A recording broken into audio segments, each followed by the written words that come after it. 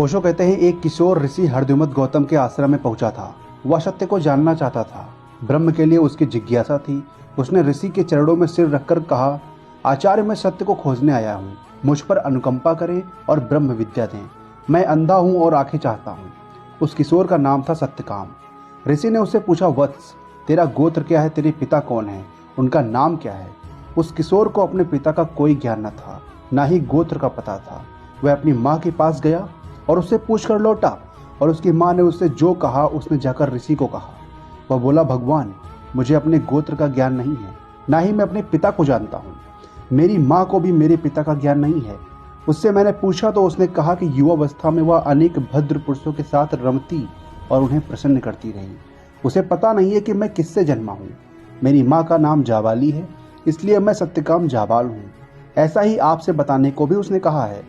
हरद्युमत गौतम इस सरल सत्य से अभिभूत हो उठे।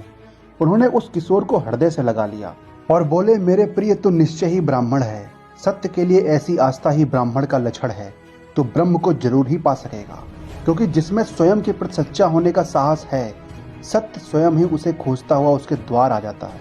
ओशो कहते हैं, बड़े हिम्मत के लोग रहे होंगे उपनिषद के ऋषि, और जब उपनिषद जिंदा थे तब हिंदू जिंदा थे। जिस दिन उपनिषद के ऋषि और हिम्मत खो गई, उसी दिन हिंदू मर गए।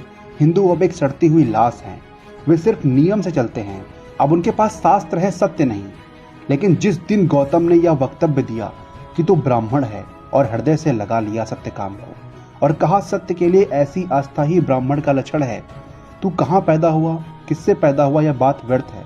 तू ब्राह्मण है, ये बात पक्की है। ओशो यहाँ पर कहना चाहते हैं कि आज अगर तुम द्विवेदी गौड़ अवस्थी के यहाँ पैदा होते हो तो तुम ब्राह्मण कहलाते हो, लेकिन ये गलत है। ब्राह्मण होने का पहला लक्षण है सत्य को जानने की अभिलाषा होना, और दूसरा लक्षण है खुद सत्य हो जाना।